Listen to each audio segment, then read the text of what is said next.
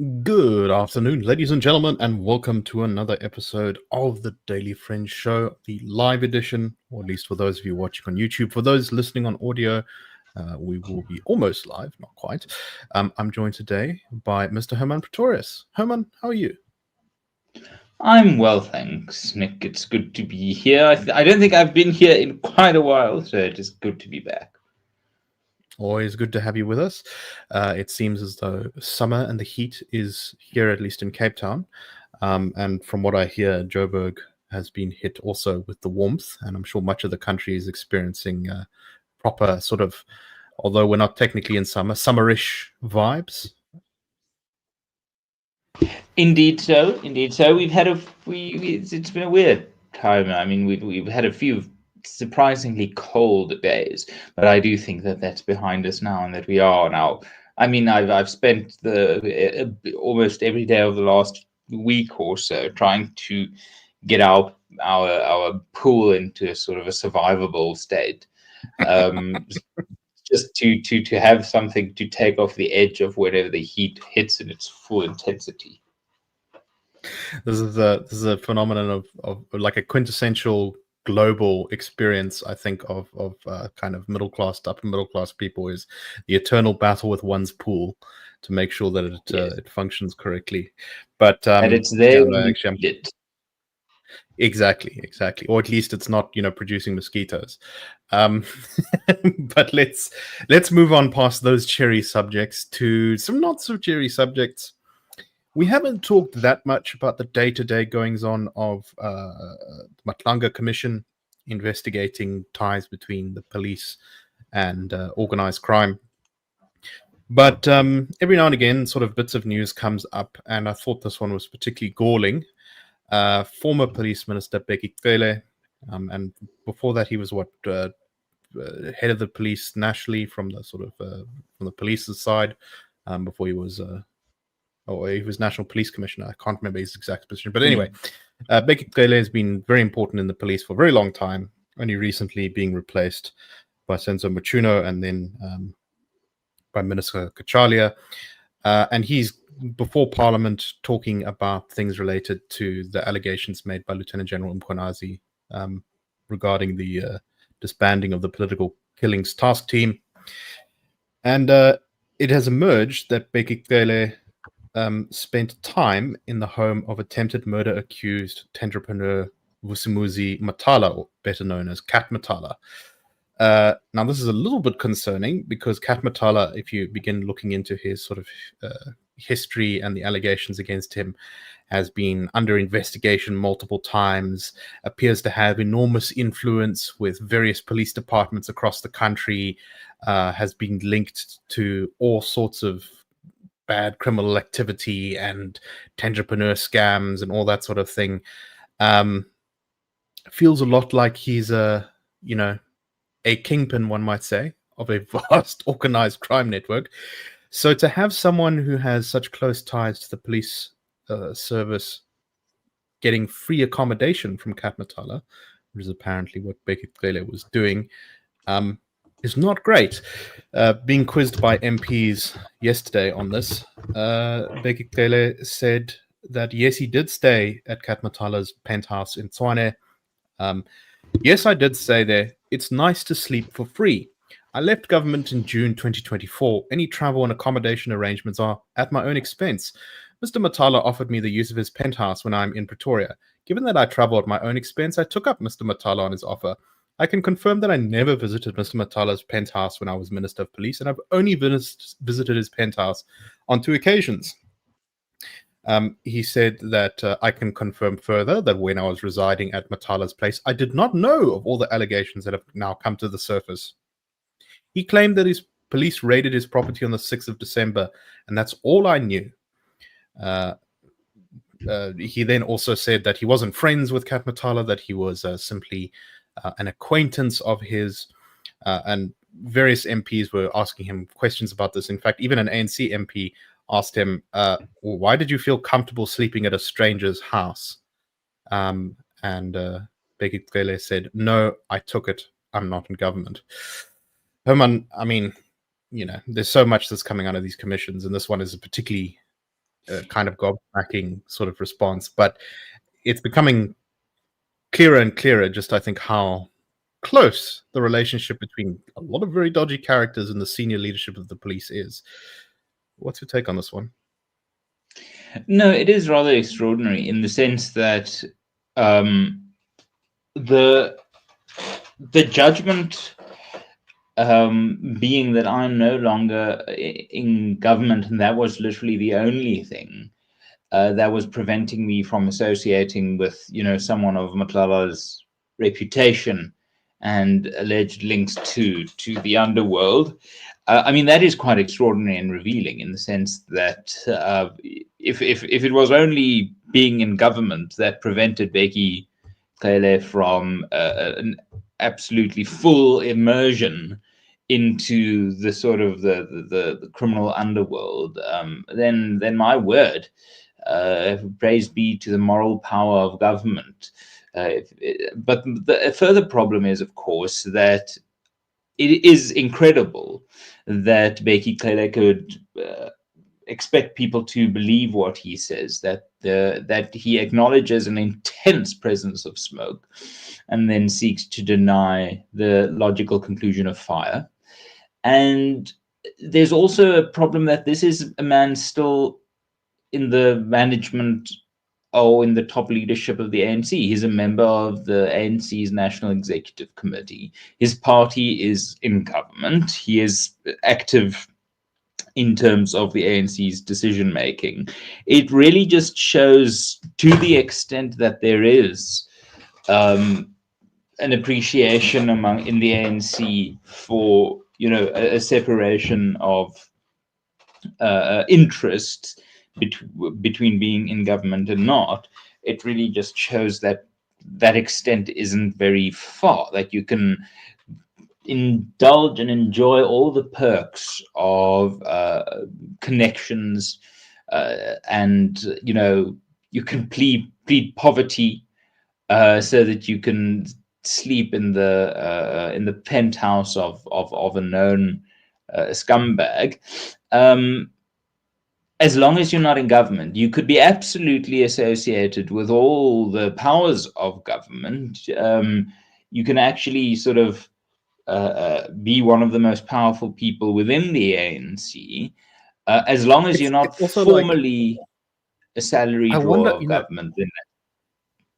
It's kind of difficult to believe that anyone could just sort of innocently take an offer like that. It's like, a businessman who, according to Cele's own version, doesn't, he's not really acquainted with, he's not friends with, is just offering him these sort of free benefits out of the goodness of his heart. I mean, I wonder why he's doing that. Maybe he's just such a nice guy. Yeah. It immediately reminded me of two instances.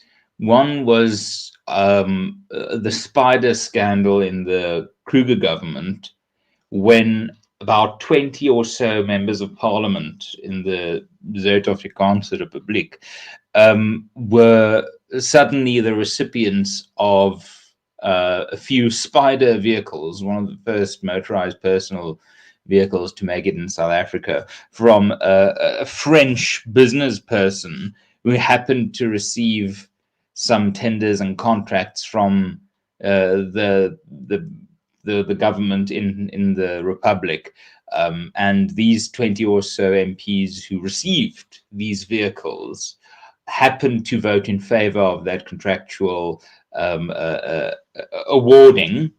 And then then Paul Creer sort of defended that and said, these people work hard. There's nothing in the law that says they can't accept gifts. And then we're like, okay, fine. So that's the first thing it reminded me of, is just the fantastic naivety of Paul Creer. And the other one was sort of Prince Andrew. His whole thing with the reason he stayed in Jeffrey Epstein's house in New York is he was too honorable. He was a bit too honorable. He didn't want to ruffle feathers. It was a convenient place to stay. I mean, it really just illustrates the out of touchness that the elite seem to enjoy. And Minister Cele says this all with a straight face, with utter bombast. And yeah, no, it is a beautiful study in out of touchness. I don't think we should hold our breath for any true consequences, but it is rather amazing how one can just experience the psychological detachment that these people seem to operate under, and there's no self-awareness, and I must say, it is revealing and entertaining and depressing and all of those things at once. We're getting already to that point where, I mean, look, if you've been paying attention to these issues and you've been reading knowledgeable accounts and investigative journalism and stuff, it's been pretty clear for a while that these sort of very dodgy links between organized crime, the ANC, police, all these things have been in existence for many years. But now they're coming out in a very sort of public and gruesome way, and we're seeing exactly how some of these things worked, and everyone is throwing out allegations at everyone else. And obviously most South Africans are not following this day by day. Most South Africans just generally don't follow the news, and also there's just so much, and there's just so many details that I think even those who follow the news are for the most part probably not following the blow by blow. But eventually, I think the impression that people are going to get from all of this is that the state's legitimacy as a sort of keeper of law and order will be utterly and completely shot. And that is the kind of thing that creates gigantic crises that are often, I think, unpredictable. When people basically just decide that the government has sort of no legitimacy. I don't know, Herman. Am I exaggerating, or what do you think could be the potential downstream consequences of this? Not at all. I don't think you're exaggerating. For context, the expenses scandal in the UK in 2009, or it started in 2009, was probably the most damaging political scandal in the UK for 50 years. It wasn't a scandal of terrible size necessarily. The damage to the public purse wasn't enormous. It was substantive, but it really was manageable form. But what was broken and hasn't been repaired for about 2 decades since was the basic sense of trust that survived into the 21st century, in this idea of politicians actually being in politics for the right reasons. And it's the same with Watergate. Watergate was the moment that a large dose of cynicism flooded the bloodstream of the body politic and the body civic in America. And it changed the perception of why people enter politics. Now, politics has never been a terribly honorable on that point. pursuit.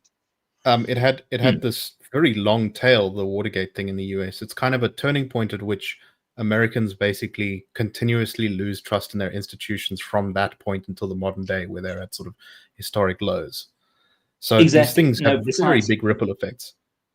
Yes, and whether they ought to have big ripple effects, whether we should be, suspicious or cynical about power, the reality is that these events truly shape the identity of of important institutions, and it minimizes the appeal, the esteem of public service, of politics. And politics has never been sort of always a purely noble pursuit, but it will be incredibly damaging if there's no nobility left in it, because then you won't attract any decent people to stand for public office. It'll just be a negative and a destructive spiral. Now, South Africa, I think, hasn't had a wonderful track record of cynical free politics. We've had our own special scandals of distrust. But if we were to look at our sort of post-94 process and start from the arms deal. Actually, start from the Sarafina disaster, where money was just shamelessly funneled and stolen, and the arms deal, and onto state capture, and now it's just become sort of baked into the system. We don't have a lot of goodwill. We don't have a lot of positive resources or credit in that bank balance. We really do need everything we can get for our politics to have a sliver of esteem and nobility for decent people to enter it. And I'm not trying to hype up politics. It's just, if good people absolutely sort of just dismiss politics, then all that will remain of politics is a grubby little stitch up permanently. So we have this here, and the out of touchness it indicates, the selfishness it indicates, the level of personal gain that seems acceptable within the political system, that really eroded whatever trust there might have been in British politics in terms of the expenses scandal. And now just this being part and parcel, this sort of entitlement, and also this rather disgusting picture of Bheki Cele pleading poverty. I think that's part of what really does sort of disgust me the most about this, is he's genuinely pretending that he is a poor man who needs every act of charity he can get, even from someone as dubious as Matlala. Otherwise, he won't be able to make it. That is a sense of entitlement and the sense of self-preservation, and just a sense of unreality that is remarkable, and that does great damage to our politics.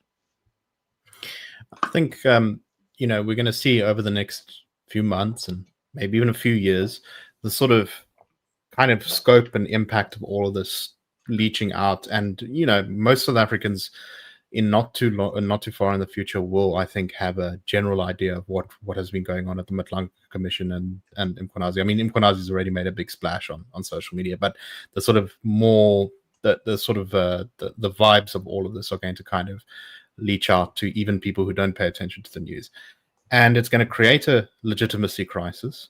And at that point, I think you kind of do create a real space in which rapid political change can happen. In what direction, I think it's very difficult to tell. But when something unexpected next happens in our politics in a big way, I think, obviously there'll be many streams feeding into that river, but this is going to be a very big tributary. Let's just put it that way. And perhaps the last thing on this topic, the 2024 elections changed one thing fundamentally, and that is that it broke the dominance party stasis in terms of political talent. And this is something that we've discussed before, but there's some solid research indicating that in single dominant party systems, the talent pool really shallows out, because the party in power, the dominant party, feels no pressure to innovate, to recruit, to renew, to attract new talent. So it becomes very much a gatekeeping situation. So you do end up with a dearth of talent. And I think the ANC is a very, very good example of that. If you compare the caliber of politician that went to parliament for the ANC in 1994, and you compare it to what they have today, it's chalk and cheese, in the sense that the 1994 intake had, whether you like them or not, there was some real talent and seriousness there. Even as recently as Polokwane 2007, you had people like Joel Netshitenzhe being, on the almost getting elected Secretary General. Now, I think Joel Netshitenzhe is a horrible thinker, but he's a thinker. He's a person of substance. So on the one hand, the ANC has run out of serious politicians. And over the same period, it has been incredibly difficult for opposition parties to attract people of credibility and weight. And that's part of the dominant party problem, is if you're in government, you run out of incentives to attract new talent. And if you're in opposition, you have no capacity to attract new talent, because who would leave a comfortable or a successful career or retirement to only come and sit in the opposition benches for 5 years? So what's really useful about the 2024 election is that dominance is gone. There is now a route for someone to take the Leon Schreiber trajectory, to go from academics through to politics to government. I mean, 10 years ago, Leon Schreiber was an academic. Something that has happened is that the gene pool from where South Africa's politicians can be drawn has sort of been inched bigger by last year's elections. And it is precisely at this moment when we would actually, as a country, appreciate a flood in of new political talent from people of substance. And then at this very moment, you have this sort of nonsense from Bheki Cele that just diminishes that opportunity of getting people of substance and esteem to step into politics. And then you've got someone like this man just showing what South African politics is. And it doesn't help the country at all in terms of making use of the moment to understand, politics doesn't have to be the grubby Bheki Cele, Cat Matlala sort of idiocy. And I see Robert Brain say, please, not academics. I mean, that's just ignorant. I mean, someone like Ludwig Erhard, probably the greatest minister of economics of the 20th century, was a pure academic. Not all academics are decent, but to think that academics can't actually have good ideas is just to entertain caricature and not seriousness. All right, let's move on to teaching in South Africa. There's been a survey of South African teachers, the Teaching and Learning International Survey, which is undertaken by the Organization for Economic Cooperation and Development. And they survey countries around the world. South Africa is one of them. The results of the survey were released yesterday on Thursday, and it found that more than half of South African teachers who participated in the survey believed that everyone has a certain amount of intelligence and no one can really do much to change it. This was apparently the view held by about 51% of people, of teachers rather. Now, Hermann, I've read people, this is like a favorite topic of people to argue about online sometimes, is what is intelligence, or people say, oh, IQ, EQ, intelligence means this, and I think that stuff all gets very silly and academic. I will say, though, that if you're going into teaching with the assumption that sort of you're basically just not going to be able to do much for most of your students, doesn't seem like great foundation or attitude to have as a teacher. What's your take on this one?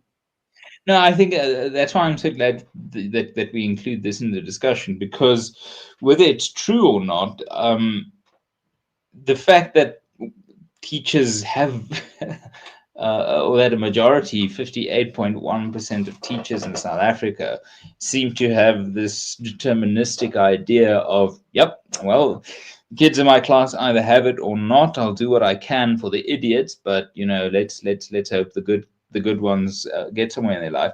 It really, really just depresses in terms of what are these teachers then actually trying to do. And what's worse is it doesn't seem to be the case that that knowledge is, or intelligence is, that strictly defined. There seems to be a remarkable fluidity in terms of intelligence. And if one just appreciates intelligence to be, essentially based on neuroplasticity, then the very notion of set intelligence is frankly a pre-modern idea. The problem is that we know sources of impact in terms of intelligence ranges from nutrition, exposure, mentorship, emotional health. It really is a mixed bag, and all of the above sort of approach that, in terms of making sure a child has the best chance possible, there are many levers that could be pulled and positioned to ensure a kid has something of a brighter future than the one that they deterministically have to face. So even if that were not the case, which to my mind seems to be the case, that intelligence is actually something that has some elasticity to it and has some liquidity, it is utterly depressing that the majority of teachers just clearly don't understand that their job is to do the best they can for children and sort of get them an intellectual buoyancy, or at least discover their talent. I hate the quote of Albert Einstein of what's intelligence and what asking a fish to climb a tree. I think it gets used to cheapen serious discussion about what is intelligence. But there's truth in that the part of the education system should be to understand what is someone's God-given talents and how could that be developed and improved and expanded. So if the assumption is that intelligence is sort of a fixed pie, my word, what a depressing situation. And really it explains to a very large extent why we get this fatalism and this sort of passive fatalism from our teaching unions in a large degree. Is we can't do much. We can only be here and sort of, it minimizes the impact, so it minimizes the responsibility. And that is, I think, more than the Cat Matlala story, this is a depressing take from people who should be, optimists and really invested in getting that benefit of teaching and talent to every kid who passes through our schools. And I can tell you now, if we were in a situation where we polled parents about the intelligence of their kids, we would get a different answer. Every parent wants to believe, well, not every parent, but I'm pretty sure the vast majority of parents will want to believe that their child has talent and an ability to grow and deliver. And that is why whenever people ask who should be in control of the education system, the short answer is the people who actually believe that those people in the system, those kids in the system, is worth it. And that's 9 out of 10 cases. It's the parents. Yeah, I think anyone who's ever had a truly great teacher, and they are rare during one's primary and high school education, it leaves impacts on you, and it often can shape your life in interesting ways. You do discover things about how you want to move forward in your life and what you're good at or what really interests you. That life, that stuff can really come alive for you. And so, if your teachers, if more than half of your teachers are going in with the impression that, we'll house you and make sure you can pass the exam, but that's about as good as it's going to be. It's just robbing potential from kids. Okay, let's move on to our last story. And Nick, can I just say one thing? And it does reflect on what the bloody hell are teachers learning in their qualifications. Well, that's another whole thing too. I mean, about how well qualified are South Africa's teachers? What are the ones who are qualified being taught? And if your job is to teach a child, but you don't really believe children are teachable, what have you been taught in terms of what is information, what is knowledge, what is insight, what is data, all of those relatively complex psychological factors that go into the transfer of skills and the upskilling of young minds. it really asks a question as to whether our teaching colleges are just, you know, these sausage machines that just sort of pumps out people who sort of can tick the boxes of teaching. And that's one of the things that I'm actually quite excited, fatalistically almost so, about for AI and the impact of AI on education, is the concept of what qualifies as knowledge and skill and insight and understanding will change, and teachers will have to change with it to actually get back to a state of actual assessment of educational impact, and not just assessments, assignments, or, you know, tests, or these things that have become sort of such a shorthand and a shortcut to knowledge. And in that to that extent, let a billion blossoms bloom. You know, let schools start up and compete for the best way to measure intelligence, understanding, and educational impact. Look at you, sir, outing yourself as a techno optimist. Why I never. But let's move on to our next topic.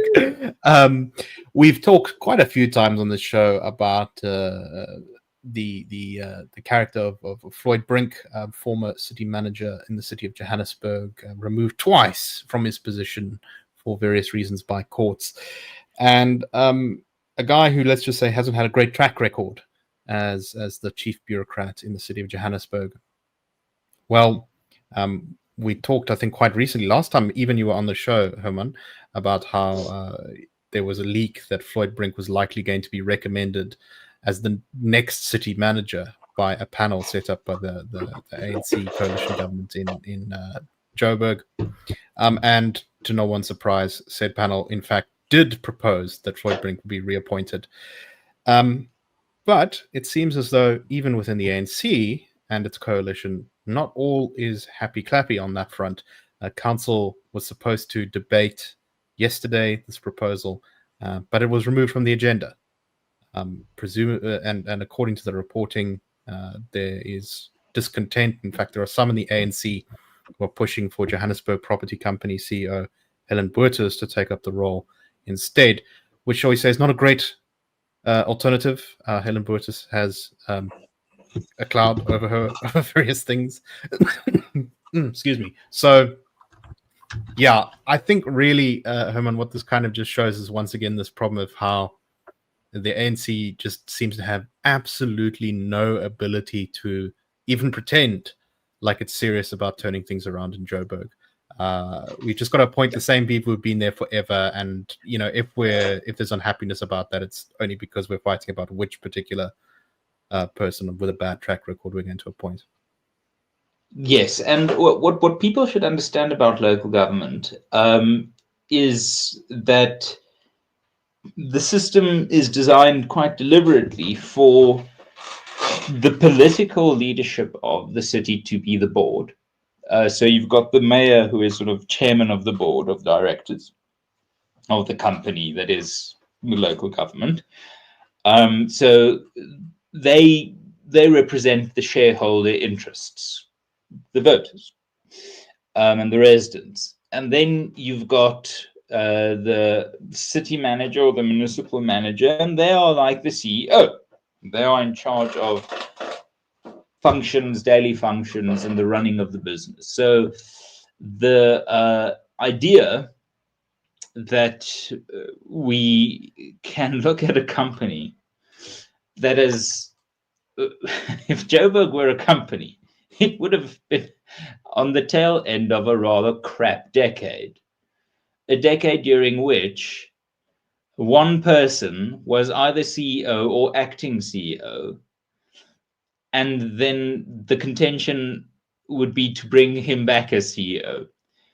Now, that is what Floyd Brink is essentially the position in. He was the municipal manager for most of the last decade, either in sort of temporary acting or full capacity. He's been a disaster in the sense that the city has fallen apart. And now the ANC is sort of torn between keeping this man and appointing a woman who sort of seems to attract clouds of corruption wherever she goes. Helen Boertes is, of course, the former chief or the former boss of the Johannesburg property company that, had some significant questions asked about her tenure. And it's just remarkable that even as deep in the excrement puddle as Joburg currently is, the ANC cannot bring itself to consider a new CEO, to consider someone who might actually get the job done.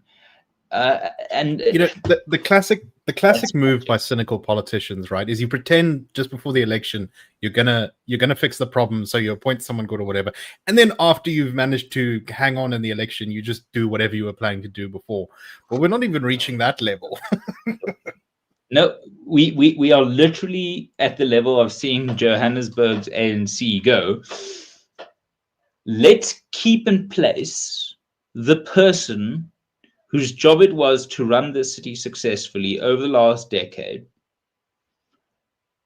Has it been a success over the last decade? No, but that's not important. Let's keep in place the person whose job it was to run the city over the past decade. And it is remarkable. It is an insult to voters. And I really feel for Joburg that Action SA, the ACDP, sabotaged Joburg's chance to appoint someone like Johan Matlala, a civil servant and city manager of serious substance and quality. So sorry guys, that was sorry Johannesburg, that was Action SA and the ACDP for you. Yeah, no, and it's why normally I'd say, well, I'm kind of much warmer to sort of opposition coalition taking over cities like Joburg. Back in 2016, I was in the DA, and I wouldn't say I was happy with, but I was sort of open to the idea that being in this kind of half-baked coalition with the EFF would maybe work out okay. Subsequently, the last 10 years have really crushed any notion, I think, that's a reasonable idea. You actually need to have parties that sort of oppose the ANC, sort of on real grounds.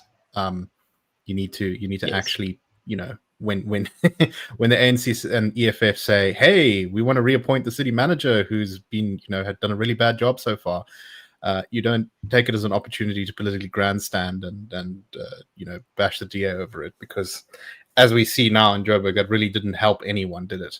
Didn't help Action SA, didn't help the DA, didn't really even help the ANC, probably. It was an amazing lose-lose for everyone except perhaps for Brink's employment prospects. Just, a really awful part of local politics in South Africa, that whole episode was. Yeah.